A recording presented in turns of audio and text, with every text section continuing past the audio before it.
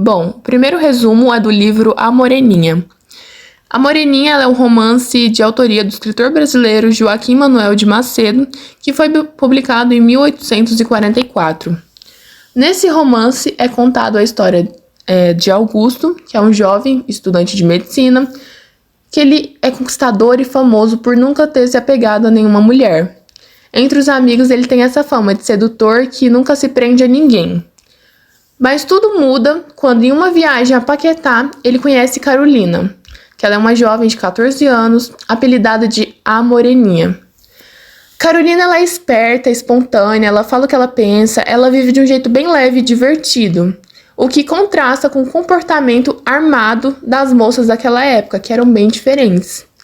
Aos poucos, o seu jeito encantador vai quebrando a armadura de Augusto, que vai se apaixonando por Carolina, e ele vai sentindo cada vez mais algo verdadeiro por ela.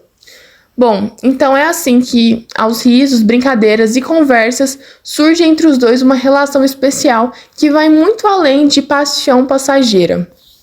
O que parecia apenas um flerte no início se torna um encontro transformador na vida deles. E o amor entre Augusto e Carolina mostra que, mesmo em meio às convenções sociais e aos preconceitos daquela época, os sentimentos sinceros podem florescer. E no fim, os dois descobrem que esse amor estava muito bem destinado. Carolina era justamente a menina na qual Augusto havia prometido fidelidade anos antes, quando os dois ainda eram crianças. E assim, o destino, de forma doce e até ingênua, cumpre sua promessa de infância. A Viuvinha também é um romance do escritor José de Alencar, que foi publicada em 1857. Bom, a história acompanha Jorge, um jovem bonito, simpático e muito querido, mas também muito irresponsável com o dinheiro. Jorge gasta sem limites, ele vive de festa, luxos, até que descobre que ele está à beira da falência. Nesse momento, ele conhece e se apaixona por Carolina, uma moça doce, pura e cheia de virtudes. Os dois então ficam noivos e Jorge decide se casar com ela, mesmo sabendo que a sua ruína financeira estava bem próxima. Chegou a noite do casamento e Jorge entra em desespero com a ideia de arrastar sua esposa para uma vida de pobreza. Sem coragem de enfrentar essa realidade, Jorge forja a sua própria morte logo após a cerimônia, deixando Carolina viúva no dia seguinte. Carolina, uma moça fiel e cheia de esperança, sofre imensamente, mas não deixa de rezar e acreditar que o marido um dia poderia voltar. Enquanto isso, Jorge, em segredo, ele parte para o interior, onde começa uma vida de trabalho duro e honesto. Com o tempo, ele consegue reconstruir sua fortuna e, o mais importante, ainda amadurece como homem. Depois de anos, ele retorna ao Rio de Janeiro e reencontra Carolina, que continuava fiel à sua memória. Arrependido e transformado, Jorge revela toda a verdade e pede perdão para Carolina. Ela então recebe ele de volta e os dois finalmente podem viver o amor de forma plena. Agora baseado não em riqueza, mas em valores mais sólidos como o amor verdadeiro, confiança e responsabilidade. Memórias de um sargento de milícias. Esse livro é um romance de Manuel Antônio de Almeida e foi publicado originalmente em 1854. Bom, o livro nos conta a história de Leonardo. É um típico malandro carioca, do início do século XIX. Bom, Leonardo ele já nasceu de um jeito fora do comum. Ele foi fruto de um namoro passageiro entre um barbeiro e uma cigana e foi criado pelos seus padrinhos, logo depois que os seus pais o abandonaram.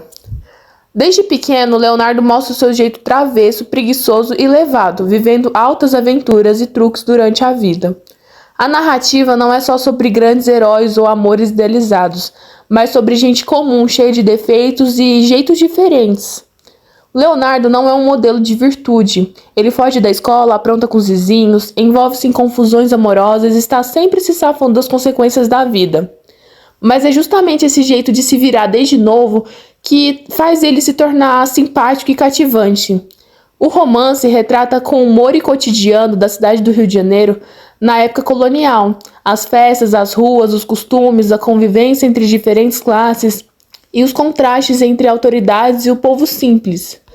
No meio disso tudo, o Leonardo vai crescendo, ele amadurece do jeito dele e conquista espaço na vida social. Bom, no final, depois de tantas atrapalhadas, ele consegue dar a volta por cima e recebe o posto de sargento de milícias, mostrando que mesmo sem seguir regras, o destino às vezes sorri para os mais espertos e malandros. Senhora é um romance do escritor brasileiro José de Alencar que foi publicado em 1874. O romance gira em torno de Aurélia Camargo, que é uma jovem que herdou uma grande fortuna e passou de moça humilde a uma das mulheres mais desejadas e respeitadas da sociedade carioca do século XIX. Então, assim, rica, bela e inteligente, Aurélia decide usar o seu poder para resolver uma dor do passado, o amor não correspondido por Fernando Seixas. Fernando, ele é um rapaz ambicioso que deixou Aurélia no passado para se casar com outra moça rica. Então, com o dinheiro e a influência que agora a Aurélia possui, ela compra o casamento com Seixas, impondo a ele uma condição irrecusável.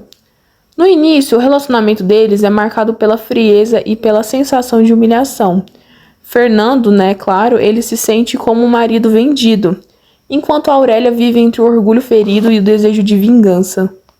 Porém, aos poucos, os sentimentos verdadeiros começam a emergir. A paixão que os dois já tinham um pelo outro no passado ressurge, mas o orgulho e as mágoas atrapalham a reconciliação.